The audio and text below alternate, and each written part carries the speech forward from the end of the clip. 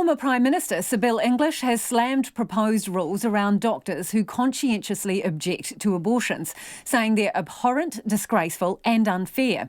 He and his wife, Dr Mary English, appeared before the Abortion Legislation Committee this morning to lay out their concerns about a bill that would remove abortion from the Crimes Act.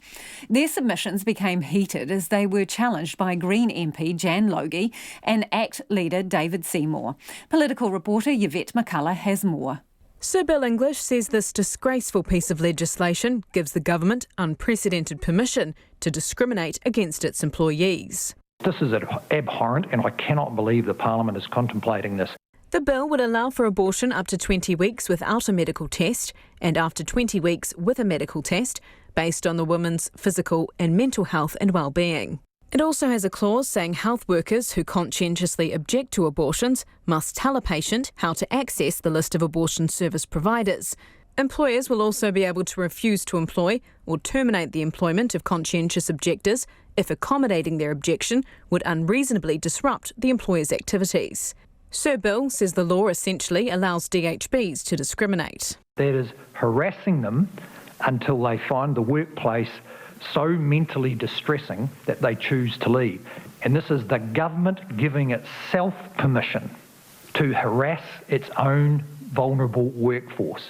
But Green MP and Justice Under-Secretary Jan Logie challenged whether that would happen in reality. It's really hard to see that a large institution would be in a situation where a person could not be found to do other duties or would be impeding with the provision of care.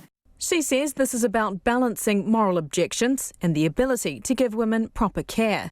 But Sir Bill says it's not a fair balance to put the burden of ensuring access on individual health workers. But this isn't balancing. The community should have a right to be assured that they can access a fundamental service.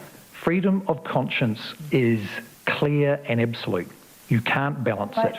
Dr Mary English told Ms Logie she thinks the government is being selective about when access to healthcare is important. I used to work in the Lumsden Medical Centre when I was a rural GP, and it strikes me as ludicrous that we would say, well, yes, we've got to cover every angle, every woman's need here, but we are turning a blind eye and a deaf ear to women in rural areas and some of them are having to give birth on the side of the road.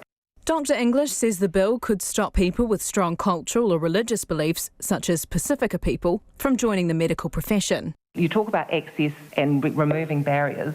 Let's not place huge barriers. You know, we talk about wanting something progressive and diverse, or this is going to make it very monochrome. ACT leader David Seymour pointed to a submission MPs heard yesterday from a woman representing those who've had late-term abortions for medical reasons and the stigma they face. He says the things that have been said to her don't bear repeating. And I wonder if you condone the kind of bullying and harassment that she's received, and if you can possibly see a connection between continuing to criminalise those women and the treatment that she's received in this community.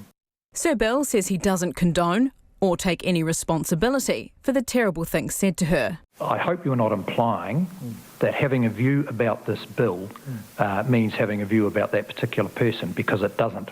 The Select Committee is continuing to hear submissions and is due to report back to the House by February next year. From Parliament for Checkpoint, Yvette McCullough.